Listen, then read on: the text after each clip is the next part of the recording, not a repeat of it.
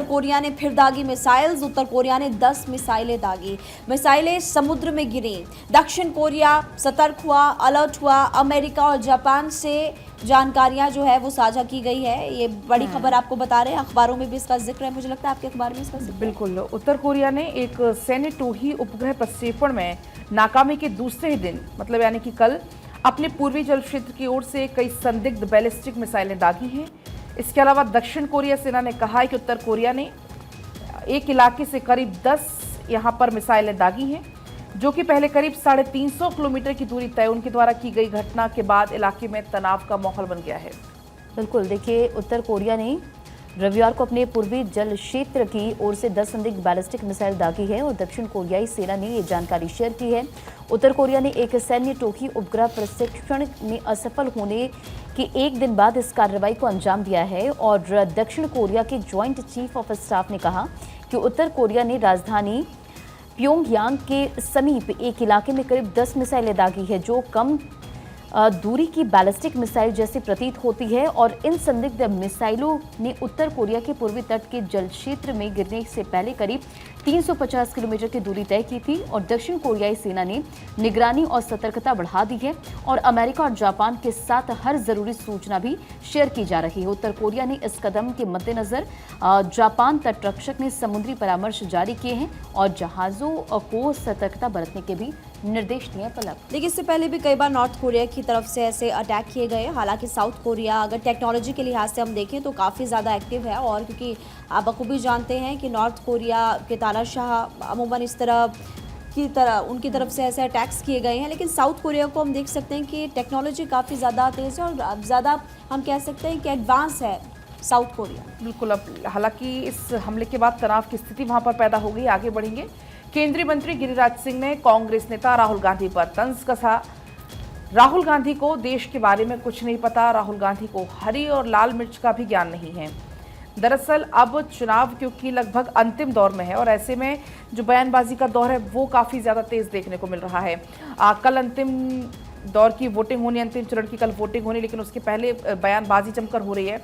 गिरिराज सिंह राहुल गांधी पर तंज कसते हुए यहाँ पर नजर आ रहे हैं। बढ़ते खबरों में आगे, और डीएम ने गाया गीत, वोट की अपील करते नजर आए। लोगों को वोट देने के लिए प्रेरित कर रही हैं डीएम। और बिहार के अरवल की डीएम वर्षा सिंह ने दरअसल गीत गाया और जनता से वोट की अपील की। वर्षा सिंह ने गाना सोशल मीडिया पर अब खूब वायरल हो रहा है। बिहार के अरवल से जहां लोकसभा चुनाव में ज़्यादा से ज़्यादा मतदान के लिए डीएम ने गीत गाकर वोट देने की अपील जनता से की और डीएम वर्षा सिंह का गाना सोशल मीडिया पर भी खूब वायरल हो रहा है। और क्या उन्होंने गाया, आप सुनिए। आज मैं पुनः आप सभी से, विशेषकर मेरी महिला बहनों एवं युवाओं से इस संदेश के माध्यम से 1 जून को मतदान करने हेतु अपील करती हूँ। सुनो जी, वोट देवे के बेरिया आए गेले ना। सुनो जी, वोट देवे के बेरिया आए गेले ना। चलूं चलूं सब मिल अब वोट देबै ना। चलूं चलूं सब मिल अब वोट देबै ना। सब मिल कर 1 जून के वोट देबै जइबै। सब मिल के 1 जून के वोट देबै जइबै।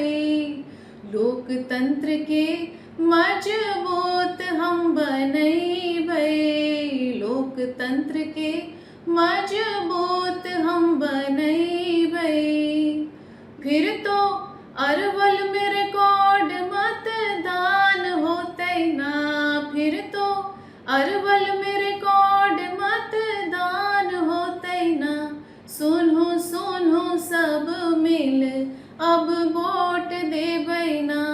चलूं चलूं सब मिल अब वोट देबै ना। सुनो जी, वोट देवे के बेरिया आए गेलै ना। सुनो जी, वोट देवे के बेरिया आए गेलै ना। चलूं चलूं सब मिल अब वोट देबै ना। चलूं चलूं सब मिल अब वोट देबै।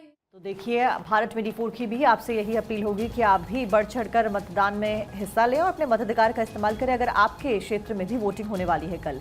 आगे बढ़ते हैं जम्मू कश्मीर से खबर, जहां पर टांडा में बस हादसे में 22 लोगों की मौत हो गई, 40 से ज्यादा लोग घायल हो गए। अखबारों में भी इस खबर का जिक्र किया गया है। इस पूरी खबर पर आपको यह भी बता दें कि प्रधानमंत्री नरेंद्र मोदी की प्रतिक्रिया सामने आई है।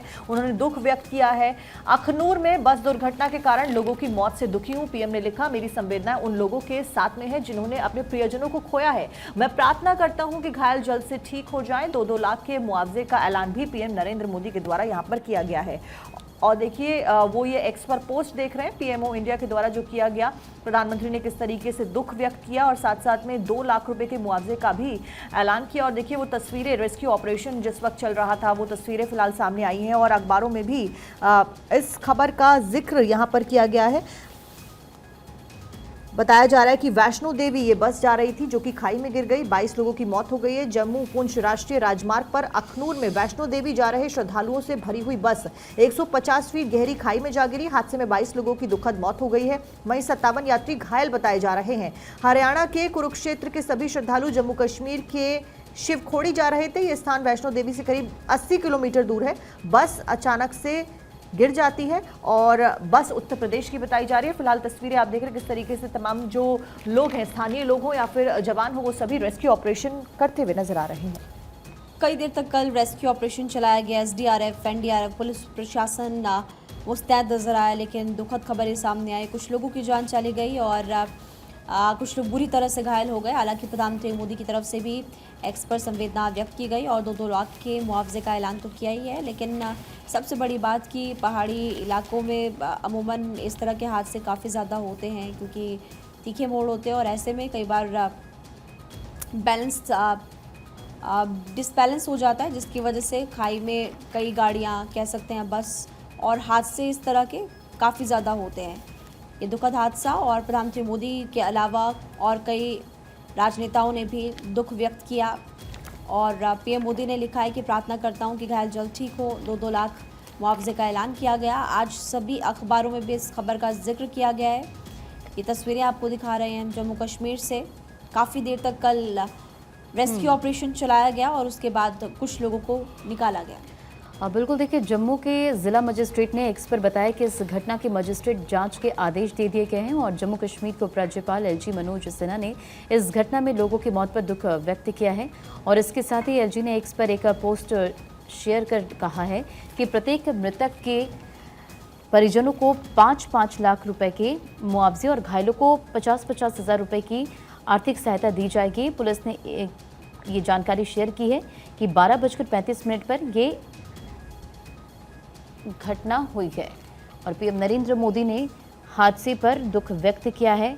और फिलहाल ये तस्वीरें आपको दिखा रहे हैं जहां जम्मू ज़िले में बीते दिन श्रद्धालुओं को लेकर जा रही एक बस सड़क से फिसलकर खाई में गिर गई और 22 यात्रियों की मौत हो गई और इसमें 57 जख्मी हुए हैं। अधिकारियों ने बताया कि यह दुर्घटना जिले के चौकी चौरा क्षेत्र के टुंगी मोड़ के पास हुई है और बस करीब 150 फुट गहरी खाई में गिर गई। फिलहाल ये तस्वीरें आपकी स्क्रीन पर देखिए किस तरह से यह हादसा हुआ। पीएम नरेंद्र मोदी ने इस हादसे पर दुख व्यक्त किया है। पलक, और ये देखिए तस्वीरें भी आपको हम लगातार दिखा रहे हैं। यहाँ से भीषण भयावह ये हादसा हो गया। आगे बढ़ेंगे, बात मुंबई की होगी। मुंबई की स्पेशल सीबीआई कोर्ट ने छोटा राजन को सुनाई है उम्र कैद की सजा। साल 2001 में जया शेट्टी की छोटा राजन के गुर्गे ने हत्या की थी और इस पूरे मामले में अब सजा सुनाई गई है। बड़ी जानकारी है। दरअसल मुंबई की विशेष अदालत ने 2001 में होटल व्यवसायी जय शेट्टी की हत्या के जुर्म में गैंगस्टर छोटा राजन को आजीवन कारावास की सजा सुनाई। आपको बता दें कि इस पूरे मामले में भारतीय दंड संहिता के प्रावधानों के तहत दोषी उनको ठहराया गया। जय शेट्टी मध्य मुंबई के गाम देवी में गोल्डन क्राउन होटल का मालिक था।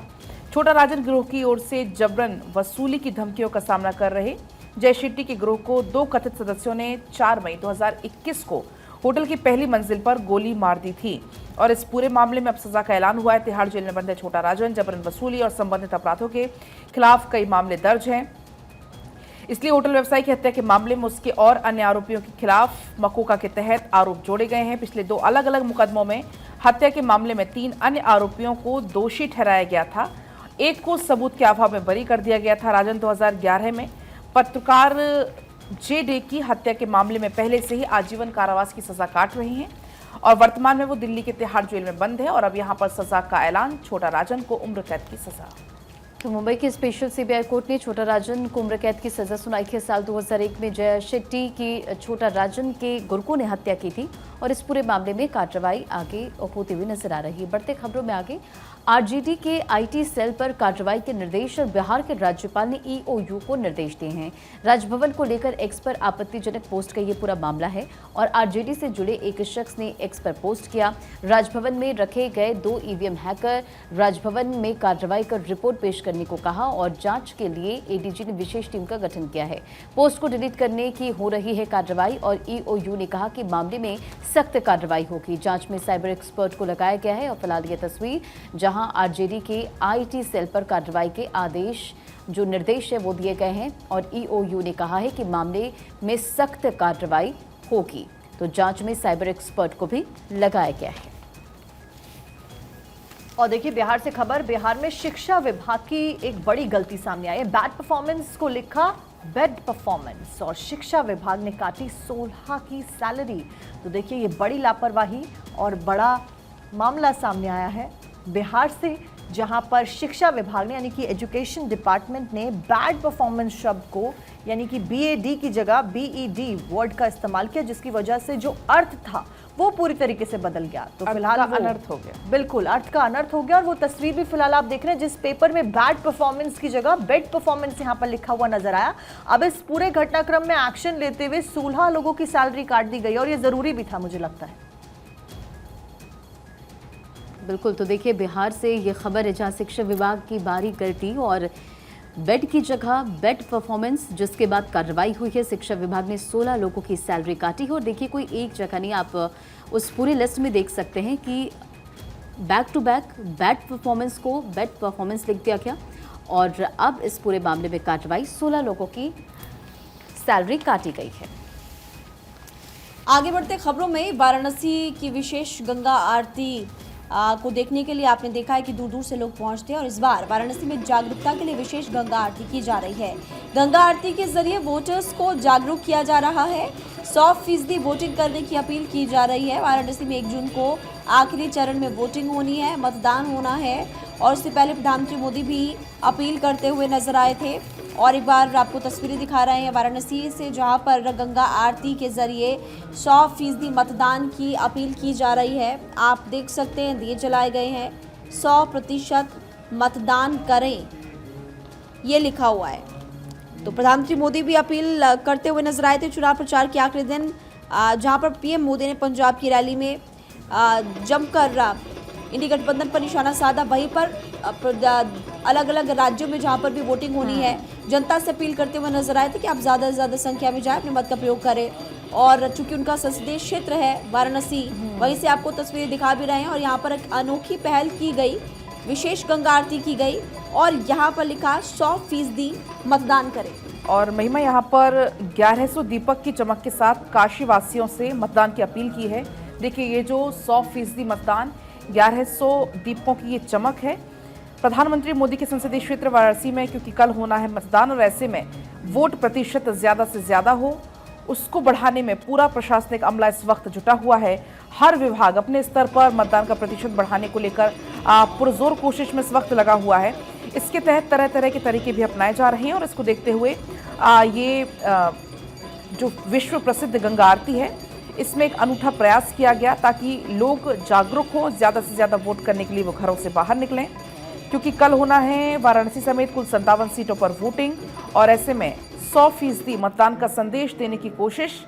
और इस दौरान गंगा सेवा निधि के जो अध्यक्ष उनके द्वारा ये जानकारी दी गई कि हमारी कोशिश है, क्योंकि सुबह सुबह बड़ी संख्या में श्रद्धालु आते हैं दर्शन के लिए, आरती में शामिल होने के लिए, इसलिए हमारी कोशिश है कि ज़्यादा से ज़्यादा लोगों तक ये मैसेज पहुँचे ताकि लोग कल अपने मताधिकार का प्रयोग कर सकें।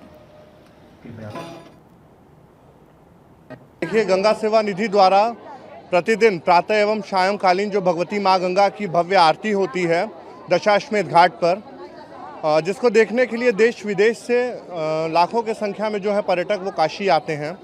आज उसी दशाश्वमेध घाट पर जो भारत में ये चुनाव है चुनाव चल रहा है, उसके लिए मतदान के लिए आज एक कार्यक्रम किया गया है, जिसमें लगभग 1100 दीपक से हम लोग दशाश्वमेध घाट पे माँ गंगा के पावन तट पे उस दीपक को जला करके सभी को प्रेरणा देते हैं और प्रेरित करते हैं कि जो ये मतदान का महापर्व है, लोकतंत्र का महापर्व है, उस महापर्व पे आप सभी लोग वोट दें ज़रूर से। ये सबकी जिम्मेदारी है कि आप लोग सब राष्ट्र के लिए, देश के लिए आप सभी लोग वोट अवश्य दें। ये कार्यक्रम आज किया गया है और भगवती माँ गंगा और बाबा विश्वनाथ से प्रार्थना करते हैं कि ये सब सारी चीज़ें, चुनाव वगैरह सब सकुशल तरीके से संपन्न हो। इम्फाल में भारी बारिश, कई इलाकों में जलभराव की स्थिति हो गई है। तस्वीर आपके स्क्रीन पर है। सड़कों पर लबालब पानी, लोगों को काफी दिक्कतों का सामना करना पड़ रहा है। मणिपुर इम्फाल की ये तस्वीर, जहां बारिश के कारण कई इलाकों में जलभराव की स्थिति, और ये वीडियो जिसमें आप देख पा रहे हैं कि बारिश की वजह से जगह जगह किस तरह से जलभराव की स्थिति हो गई है।